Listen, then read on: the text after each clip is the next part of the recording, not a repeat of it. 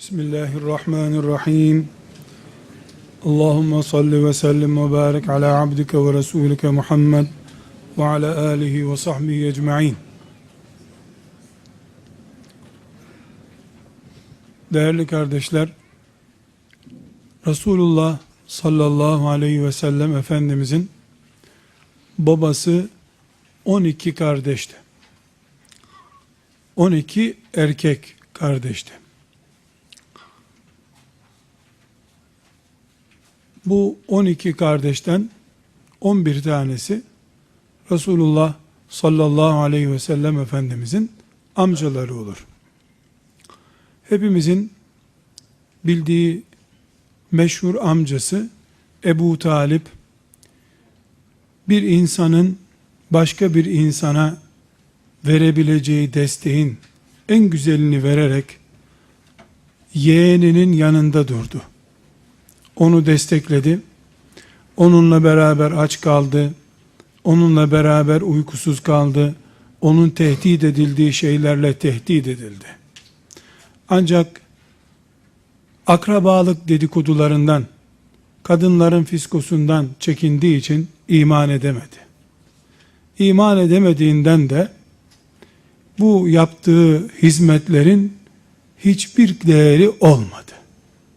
Sadece Efendimiz sallallahu aleyhi ve sellem'den rivayet edilen zayıf bir hadiste Efendimiz sallallahu aleyhi ve sellem buyuruyor ki, Ebu Talip cehennemde kalan, ebedi kalan kafirlerden en az azabı gören olacak.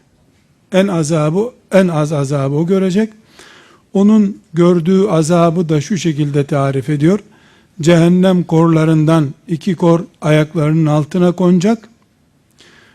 Kaynamasından boğazına kadar terleri akmış olacak. Öyle ebedi kalacak cehennemde. Neuzubillah.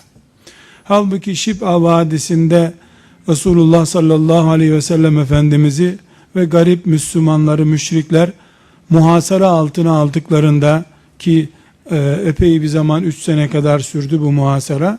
Ebu Talip de abimin oğlu, kardeşimin oğlu zarar görmesin diye gitti orada 3 sene ağaç kabuğu yedi. Onunla aç kaldı.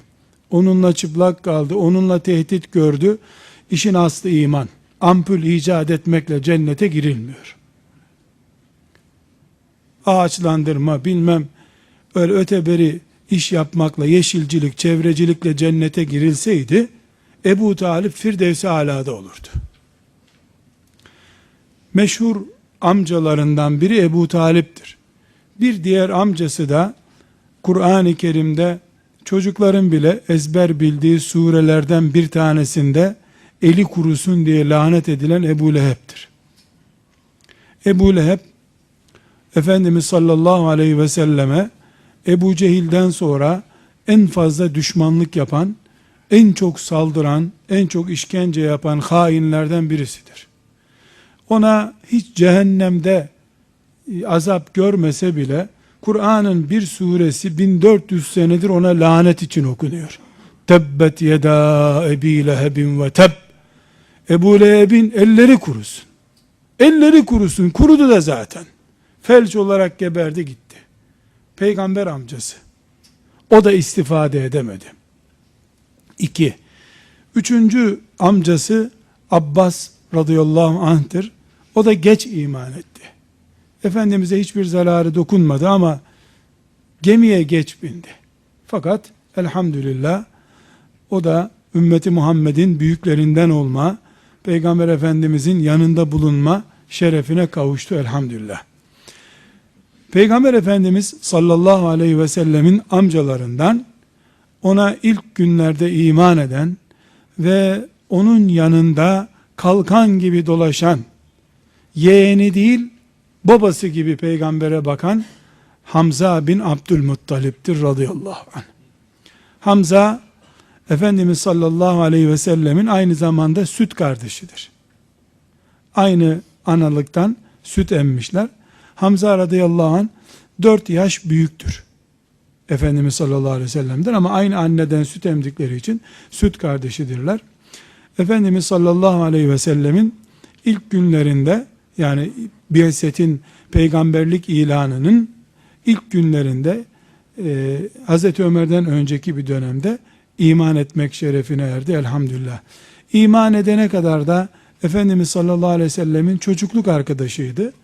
Ona hiçbir kötülüğü olmadığı gibi, yani tarafsız, hiçbir işe etliye sütliye karışmaz bir tavırdaydı. İman ediş sebebini de hepiniz biliyorsunuz. Hamza bin Abdülmuttalib radıyallahu anh iyi at binen, çok iyi koşan ve iyi ok atan birisiymiş. Rivayetlere göre avını atıyla koştururken at yorulur, bu atından atlar, koşarak gider avını yakalar gelirmiş. Böyle bir enteresan, pehlivan vari birisi, ayakları kuvvetli birisi. Allah ondan razı olsun. Fakat hepsinden önemli kafa kuvvetli, yürek kuvvetli, iman kuvvetli. Ayak büyük olsa, küçük olsa, hızlı koşsan, yavaş koşsan ne olacak? Hamza radıyallahu anh'ın Müslüman oluş hikayesi meşhurdur. Ebu Cehil Kabe'nin önünde Efendimiz sallallahu aleyhi ve selleme hakarette bulundu. Bu da avdan türkü söyleye söyleye geliyormuş. Müslüman değil henüz. Birisi buna takılmış. İyi av yaptın mı bari demiş. Yeğenin dayak yiyecekti az kalsın. Kimden demiş? Ebu Cehil'den. Nasıl yapar böyle şey diye gitmiş Ebu Cehil'i herkesin ortasında bulmuş. Yeğenime niye hakaret ettin demiş, ama yeğenlikten dolayı, Müslümanlıktan, iman ettiğinden dolayı değil. Niye hakaret ettin demiş.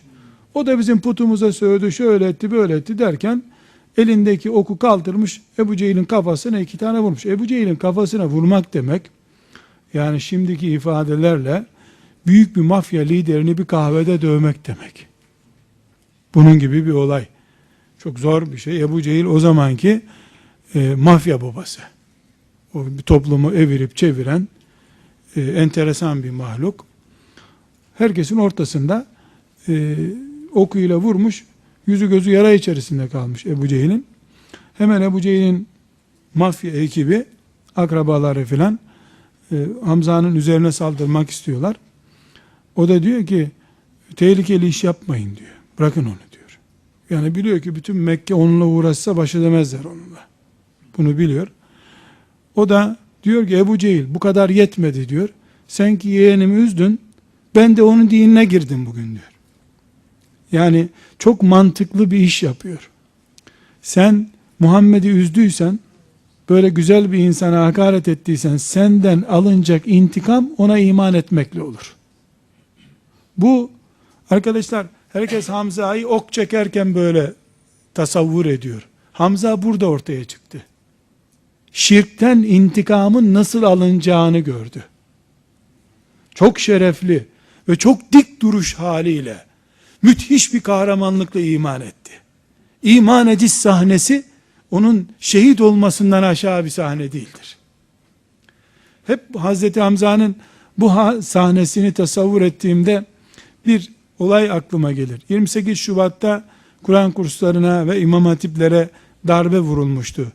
İşte bildiğimiz olay. Şimdi unuttuk tabii. Öpüştük, kardeş olduk hep zaten. Kapatanlarla açanlar bir oldu. Şimdi iş işten geçti. Ayrı bir konu. Nauzu billah.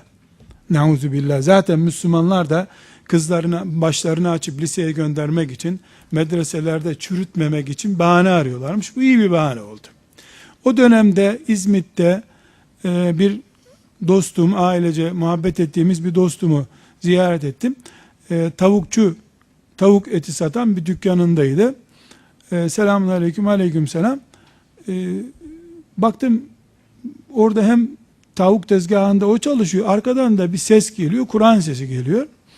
Dedim hayrola medrese mi açtın? Dedim yok hocam dedi. Biz dedi 28 Şubatçıları protesto ettik dedi. Bizim hanım hafızlık yapıyor arkada dedi. Niye arkada ya, böyle bebeğimiz var dedi. Birimizin de bebeğe bakması lazım. Ben yanında bebeğe bakıyorum dedi. Beşik gösterdi. O da arkada hafızlık yapıyor dedi. Ulan nereden çıktı bu hafızlık dedim. 3 çocukları var, bir de bebek 4. Dedi baktık ki Kur'an kurslarını, medreseleri kapatıyorlar. Bunlarla savaşacak halimiz yok. Bari bir hafızlık yapalım, bunlarla intikam olsun dedik diye düşündük dedi. Ben o zaman ona dedim ki bak sen dedim Muhammed'e hakaret ettiğin için o güzel insana hakaret ettin, ben de onun dinine giriyorum diyen Hamza'ya benziyorsun dedim. Her halükarda Hamza radıyallahu anh'ın İslam'la şereflenmesi hemen hemen ilk senede, bazı rivayetlerde 1,5 sene sonra, Efendimiz Aleyhisselam'ın peygamber olmasından 1,5 sene sonra, ama her halükarda ilk 2 yıl içerisinde Hamza radıyallahu anh Müslüman oldu. 2 kişi Müslüman olunca Müslümanlardaki ötleklik gitti. Ne oturuyoruz buralarda diye bir daha Darül Erkam'a girmediler. Meydana çıktılar, Kabe'nin önüne tekbir ederek, birisi Hamza bin Abdülmuttalib radıyallahu anh, biri de Ömer bin Hattab'tır. 2 kişi İslam'ın çehresini değiştirdi. 2 kişi. Çünkü herkes biliyordu ki bu adamların damarında kan dolaşırken bunlarla uğraşmak mümkün değil. Yürekli insandılar. Hicretini biliyorsunuz Hazreti Ömer'in radıyallahu anh. Herkes gizli gizli hicret etti. Yolda tutuklanma tehlikesi var. Ömer çıkmış meydana, bana bakın demiş, ben Medine'ye hicret ediyorum. Karısını dul bırakmak isteyen peşimden gelsin demiş. Sallana sallana hicret etmiş. Bu kainat köpek sistemi üzerine kuruludur. Köpekten korkar, yerden taş almaya çalışırsan üstüne gelir. Sen üstüne yürüdün mü kuyruğunu sallar kaçar. Bu insanlıktaki düzen de budur. Ötlek bir tip oldukça küfür üstüne gelir. Karını dul bırakmak istiyorsan gel dersen, kimse karısını dul bırakmak istemez. Hayat değerli çünkü. Bırakarlar seni, istediğin gibi hicret edersin. İstediğin gibi ibadet edersin. Hamza radıyallahu anh'ın İslam olması Efendimizin yüzünü güldürdü. Ama Müslümanların sayısı arttığından dolayı değil. İlk amcası Müslüman oluyordu. Amcalar 11 kardeşten, bir babası zaten önce vefat etti biliyorsunuz. 11 kardeşten ilk defa la ilahe illallah diyen Hamza'dır. Dediğimiz gibi Abbas radıyallahu anh ondan daha geç Müslüman oldu. Dolayısıyla Efendimiz sallallahu aleyhi ve sellem bir amcanın yüreğine girmiş olmaktan dolayı çok mutlu oldu, çok sevindi. Daha sonra Efendimiz sallallahu aleyhi ve sellemin yanında Hazreti Hamza bir amca gibi, babanın kardeşi amca gibi değil de bir oğul gibi, evlat gibi hizmet ederek bulundu. Efendimiz sallallahu aleyhi ve sellem onun yanında kendisini güvende hissetti. Allah ondan razı olsun. Hicretle beraber bildiğiniz gibi İslam açılım sürecine girdi. Allah Teala müminlere cihad etme, canlarını kurtarma, mallarını kurtarmaya izin verdi. Üzine lillezine yukatelune bi ennehum zulmu ve innallaha ala nasrihim lekadir. Allah kefilleri olmak üzere ashab-ı kiram yeryüzünde Allah'ın arslanları olarak dağıldılar. Efendimiz sallallahu aleyhi ve sellem hicretinden 7 ay sonra ilk cihad izni, bu okuduğum ayet-i celile indikten sonra ilk cihad komutanı kimi tayin edeceğini çok merak etti ashab-ı kiram. Yani kim ilk cihad komutanı olacak? Yeryüzünde Allah'ın son dini ve en mükemmel din İslam, Kur'an'ın dini İslam adına ilk komutan Hamza bin Abdülmuttalib oldu radıyallahu anh. Efendimiz sallallahu aleyhi ve sellem 30 kişiyle onu Mekkeli müşriklerin kervanının üzerine yürüdü. Kervanda en az 300 tane korumacı var. Yani 30 kişiyle, ama başlarında Hamza olunca o 3000 kişi oldu. Efendimiz sallallahu aleyhi ve sellemin ilk sancağı verdiği, ilk komutan tayin ettiği insan olma şerefi de Hamza radıyallahu anh'a aittir. Kardeşler, Hamza ile ilgili söylenecek çok söz var. Ama bizi duygusallık bölümü ilgilendirmiyor. Hani o duygusallık bölümünü biz zaten böyle menkıbelerde teselli bulmak için, Müslümanların gözyaşlarını akıtıp sonra da çıkışta para toplamak için konuşma yapanları anlatıyorlar zaten. Bize o bölümü lazım değil. Bugün Hamza lazım, Hamza. O gelecek, Müslümanların cemaatine, Müslümanlar daha korkmayacak ondan sonra. Hamza lazım. Bir Hamza gelecek, diyecek ki gençler siz çalışın, aybaşı faturaları getirin bana. Ondan sonra o müminler de diyecekler ki bu Hamza geleli beri biz sıkıntı çekmiyoruz. Bir Hamza lazım ki ümmeti Muhammed'in derdiyle dertlenecek. Gelecek vakfın çöpünü toplayacak. Caminin halısını temizleyecek. O geldikten sonra caminin neşesi yerine gelecek. Hamza lazım, Hamza. Hikayesi lazım değil bizim için. Biz hepimiz Hamza'ya dua etsek veya etmesek, onun cennetteki yeri 1 santim yukarı çıkıp 1 santim aşağı iner mi? Hakkında kaç tane ayet inmiş? Biraz sonra göreceğiz. Peygamber sallallahu aleyhi ve sellemin sözleri yeter ona şahitlik olarak. Bir insanın cesedinin başında peygamber durur da ben şahidim sen Allah'a iman etmiş bir insandın dedikten sonra onun ne derdi olur ki ahirette? Hamza'nın hikayelerini dinlemek bir ibadet değildir.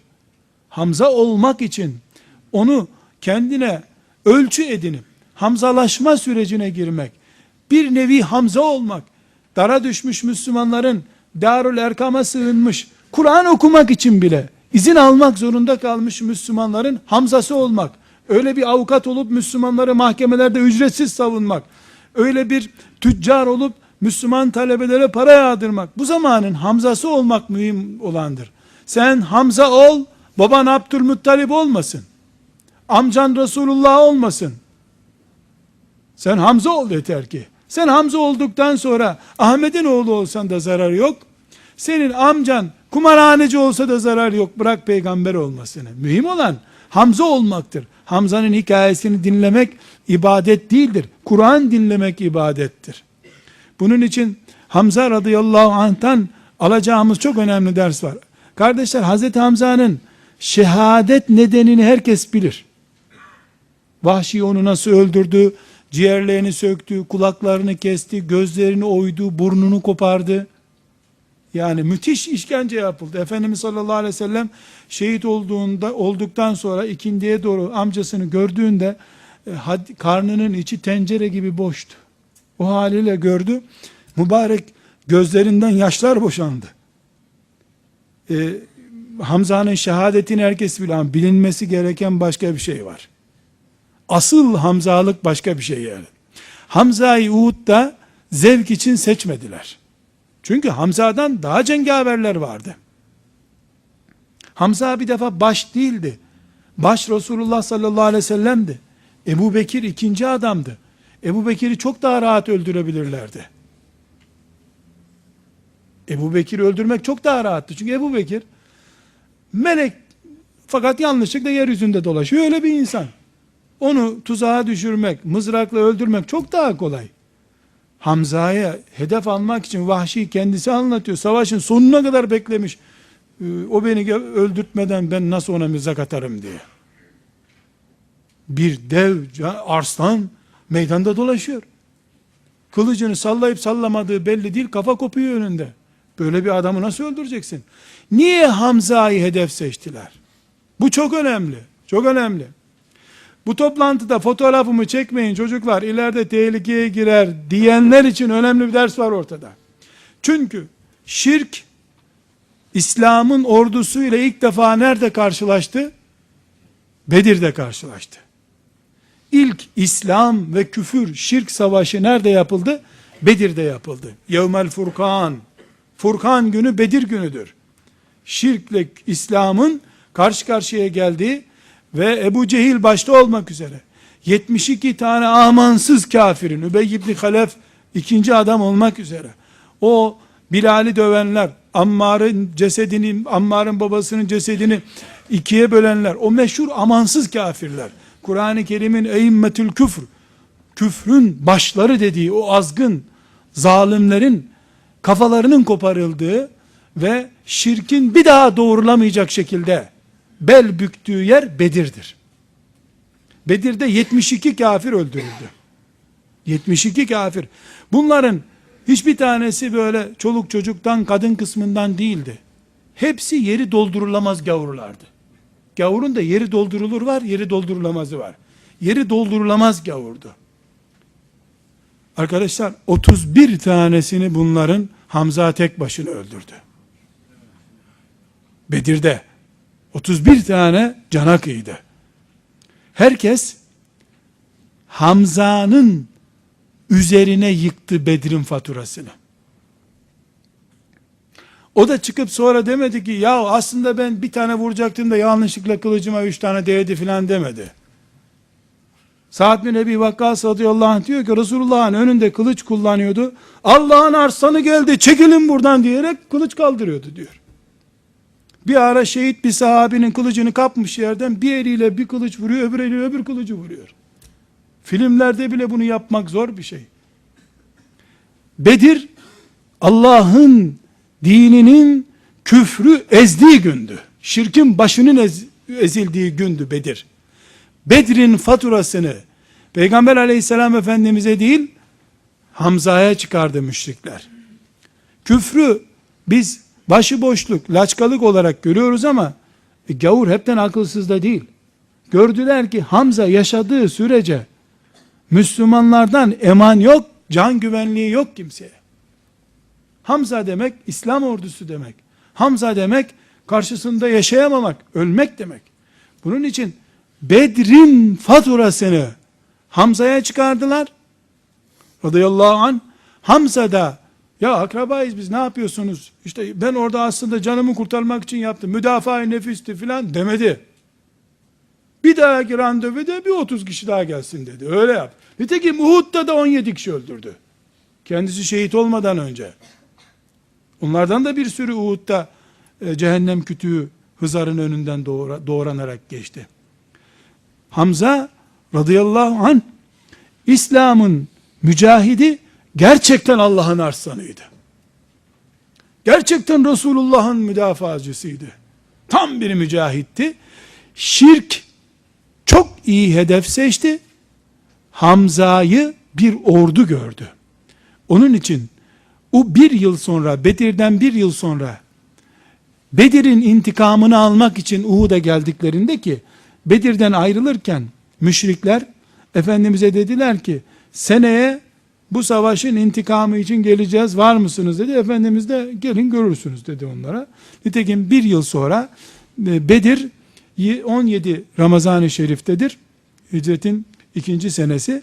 3. sene Şevval'in 7'sinde de Şevval'in 14'ünde de Uhud Savaşı olmuştur. Bu ne demek? Tam bir yıl 20 gün sonra hemen hemen bir yıl 25 gün sonra Uhud Savaşı olmuştur. Bir yıl sonra intikam almak için geldiler. Ama onlar Hamza'yı öldürecek olana köle ise hürriyet vaat ettiler. Mücevherler vaat ettiler. Bunlar o zaman için büyük değerler. Hatta öldürdüğünün belgesi olarak organlarını getirsin öldüren dediler. Vahşi denen adam bir köle, o da hürriyetine kavuşmak uğruna zaten imanla İslam'la alakası yok. Kendisine hedef seçti. Hamza'yı radıyallahu anh öldürmeyi planladı. Uhud'daki manzaraları biliyoruz. Aslında savaş kazanılmıştı. İşte böyle bir gaflet yüzünden ashab-ı kiramın bir kısmının gaflet yüzünden Allah onları da mağfiret eylesin. Şehadetle o gafletlerinin bedellerini ödediler. Müthiş bir şekilde şehit oldular. Hepsi. Okçuların tamamı şehit oldular. Orada kalan sadıklar da şehit oldu. Yani onlar bedellerini ödediler. Peygamber Efendimiz mezarları başında hepsini affettiğine dair dua etti. Cenazelerini kıldı. O mesele kapandı. Elhamdülillah. Allah onlardan razı olsun. Bizleri de şefaatlerine eren kullarından kılsın. Savaş hafif bir depresyon gibi bir anında geri dönüş yaptı. Müşrikler kaçarken kovalamaya başladılar. Ve Vahşi sonra o da iman etti. Hazreti Hamza'yı şehit etti. Müthiş bir şekilde öldürdü. Uzaktan mızrak attı. Mızrak biliyorsunuz böyle 2 metre kadar uzun. Ucu sivri demir şu şekilde. Girdi mi vücuda, arkası yatay olduğu için geri gelmiyor girdiği yerden. Ölümden başka çaren yok o zamanki şartlarda. Kendisi ifadesine göre göğsünden soktum kalçasından çıktı dedi. Mızrağı bu şekilde şehit.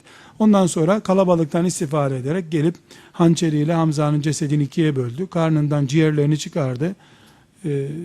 Torbasına koydu. Mekke'ye doğru çıktı, yola gitti. Efendimiz sallallahu aleyhi ve sellem savaşın bitiminden sonra şehitlerin arasında dolaşırken Hamza'yı gördü. burunsuz kulaksız haliyle onu tanıdı. Mübarek gözlerinden yaşlar boşaldı. Orada Efendimiz sallallahu aleyhi ve sellem yemin ederek, amca Allah'a yemin ediyorum, onlar elime geçince 70 tanesini sana yaptıkları gibi yapacağım diye yemin ediyorum dedi. Kardeşler, bir insanı Allah Hamza olarak yarattı mı, ya onun ölüsü bile işe yarıyor kardeşim ya. Ölüsü bile işe yarıyor. Şimdi Efendimiz böyle yemin etti. Amcasının intikamını alacak. Ashab-ı kiramdan orada ayakta durabilenler hepsi yara bere içerisinde zaten. Onlar da ağladılar. Ya Resulullah, biz de yemin ediyoruz, kimi tutarsak biz de böyle yapacağız dediler. Bu sefer ne oldu? Rahmet için gelmiş bir din, ayak takımının seviyesinde iş yapmaya başlayacak belli. O zaman Allah Teala ayetini indirdi. Ve in aqabtum feaqibu bimisli ma uqibtum bih ve lein sabartum ve huve hayrul lissabirin vasbir ve ma sabruke illa billah ve la tahzen aleyhim ve la teku fi daykin mimma yemkurun innallaha ma'allezine ettekav vellezine hum muhsinun. Sadakallahul azim. Yok peygamber, öyle değil. Ceza vereceksen suçun aynısıyla ceza ver. Ama affederseniz Allah daha memnun olur ha. Sabrederseniz Allah daha çok memnun olur. Sabredin. Siz sabredin, Allah sizinle beraberdir. Zaten Allah sizinle beraber olmasa sabır da yapamazsınız. Üzülüp durma ey peygamber. Hani güzel günler gelecek, merak etme diye ayet inince Efendimiz sallallahu aleyhi ve sellem tamam, sabırdan başka bir çaremiz yok buyurdu. Müşriklerin hepsi doğranmaktan kurtuldular böylece. Hamza, Allah ondan razı olsun, belki müşrikler kıyma makinesinden geçmiş gibi olacak. Çünkü ashab-ı kiram ondan sonra 10.000'den fazla müşriği ele geçirdiler. Başta Vahşi olmak üzere hiçbirine dokunmadılar. Mekke fethedildikten sonra, yani bu olaydan 5 sene sonra Vahşi o Hamza'yı şehit ettiği için ona verilen mücevherlerle keyif sürdü. Sonra Mekke fethedilince şehadetten 5 sene sonra Taif'e kaçtı. Dediler ki ona, Medine'ye elçiler gidiyor. Sen de git Muhammed'e. Muhammed'e elçiye dokunmaz. Taktik öğrettiler ona. Yani Taif'in elçisi olarak git.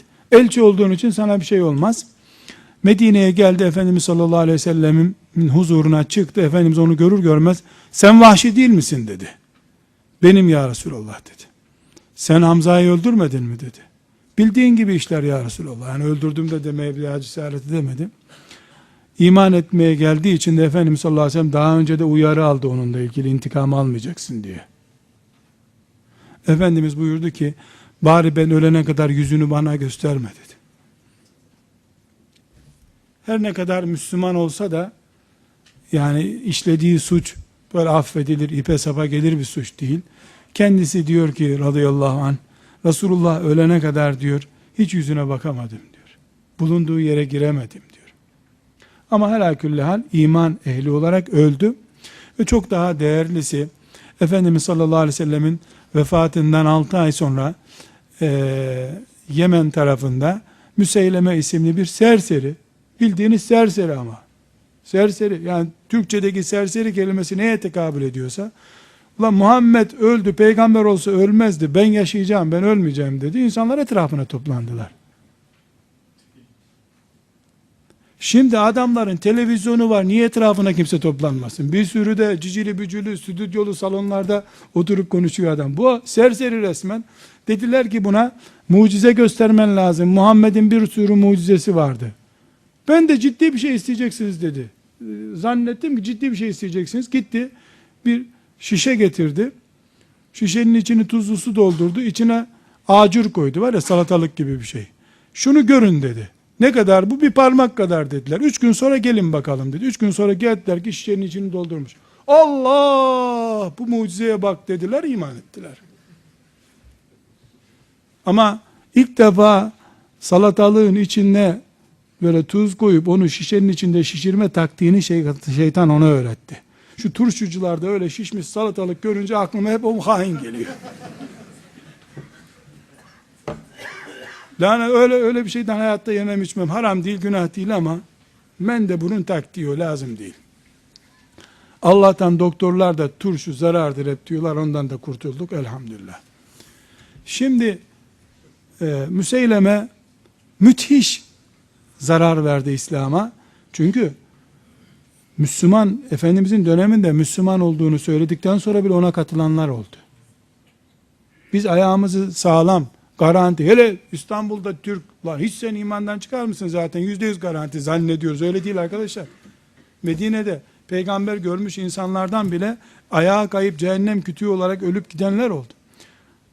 Ashab-ı kiram büyük ordular gönderdiler. Yani bazı rivayetlere göre 5.000'den fazla sahabi şehit oldu onun orduları önünde. Kendi adamı da 20.000 kişi kadar filan. Çok da kalabalık bir çapulcu ordusu yok ama kendi çöplüğünde öttüğü için sesi yüksek çıkıyordu. Kur'an-ı Kerim'in toplanmasının nedeni de o haindir. Ashab-ı kiramın hafızlarının büyük bölümü onunla yapılan Müseyleme savaşlarında şehit düştüğü için Hazreti Ömer, Kur'an kaybolacak, çabuk bunu yazalım bir kenara dediler. Ebu Bekir radıyallahu anh'la beraber de Kur'an öyle yazıldı. Allah hepsinden razı olsun. Bu Mendebur Müseyleme bir türlü yakalanamıyor. Kalesi var, güçlü bir kalesi, savunuluyor. Allah'ın hikmetidir. Hamza'yı şehit eden Vahşi de o savaşta aynı mızrakla Müseyleme'yi öldürdü. Ve o gün geldim, dedi ki Allah'ın en iyi dostunu da öldürdüm. Aynı mızrakla en büyük düşmanını da öldürdüm. Ben kurtuldum herhalde dedi. Gitti. Suriye'de Hems diye bir yer var. Orada bir çadırda ömrünün sonuna kadar yaşadı. Allah'ın hikmetinden sual olunmaz. Her halükarda kardeşler, Hamza'nın şehadeti çok önemli. Efendimiz sallallahu aleyhi ve sellemi Hamza'ya kadar üzen hiçbir şey olmadı. Çok günlerce Efendimiz sallallahu aleyhi ve sellem mahzun oldu. Hanımları öldü. Efendimiz sallallahu aleyhi ve sellem 5 tane çocuk, estağfurullah 6 tane hatta çocuk, 2 tane torun gömdü kendi sağlığında. Çok ciddi darbeler yedi. Kendi mübarek dişi kırıldı, çenesi yaralandı ama Hamza'dan çektiği acıyı başkasından çekmedi. Öyle diyor zaten. Hamza amca diyor. Senden dolayı çektiğim acıyı bir daha çekerim zannetmem diyor. Çok sıkıntı çekti ondan da. Vicdan azabı çekti. Şüphesiz Hamza kaybetmedi. Hamza kazandı. Hem ne kazandı ya, ne kazandı. Bakın ne kazanmış arkadaşlar. Efendimiz sallallahu aleyhi ve sellem şehitlerin sırayla cenazelerinin kılınmasını emretmiş. 71, bazı rivayetlerde 73 şehit var Uhud'da. Müşrikler de zaten Bedir'de bizden öldürdüğünüz kadar biz de sizden öldürdük diye çekti gittiler. O zaman Hazreti Hamza ilk cenazesini, Efendimiz sallallahu aleyhi ve sellem ilk cenazeyi Hamza'nın cenazesi olarak önüne koydu. Namazını kıldırdı. Ki arkadaşlar, sahabinin biri başka bir cenaze kıldırışına şahit olmuş Efendimizin. O Efendimizin cenazeye yaptığı duaların o kadar duygusal hoşuna gitmiş ki sahabi diyor ki, içimden geçirdim ki ya Rab şu tabuttaki ben olsaydım da bu dualar bana yapılsaydı. Yani muhteşem bir şey. Rahmetellil alemin peygamber senin naaşının başında duruyor ve sana dua ediyor. Cennete koysun Allah diye dua ediyor. Hamza'nın cenazesi kılındı. İkinci cenaze getirildi. Hamza'nın arkasına kondu. O cenazeyi tekrar kıldı. Hamza'nınki bir daha kılınmış oldu. İkinci cenaze kaldırıldı. Hamza kaldı. Üçüncü cenaze geldi. Üçüncü, dördüncü, yedinci, dokuzuncu, 51. 61. 69. 70. tek tek cenazeleri kıldı. Hamza'nın cenazesi 69 veya 73 defa kılındı. Kim tarafından? Resulullah sallallahu aleyhi ve sellem tarafından kılındı. İnsan değil kulaklarının kesilmesi, kıyma makinesine girmeye bile razı olurdu. O cenazenin bir tanesi değil, oradaki kelimelerden bir tanesi, onu Peygamber aleyhisselam Efendimiz herhangi bir tanemize aferin dese bile yeter. Bırak sen cenazesini kılmayı. Hamza hiçbir şey kaybetmedi. Lakin kardeşler, biz menkıbe hayranı olmamızın bir yararı yok. Hamza'dan 1400 sene sonraya taşınacak şey çok önemli. Hamza İslam'ın bedelini ödedi. Bir itiraz da etmedi zaten. İtiraz etmedi. Eğer Bedir'de onun gösterdiği kahramanlığın %1'ini bir insan gösterse malulen emekli olur, bir de maaşa bağlanırdı zaten. Hamza öyle yapmadı.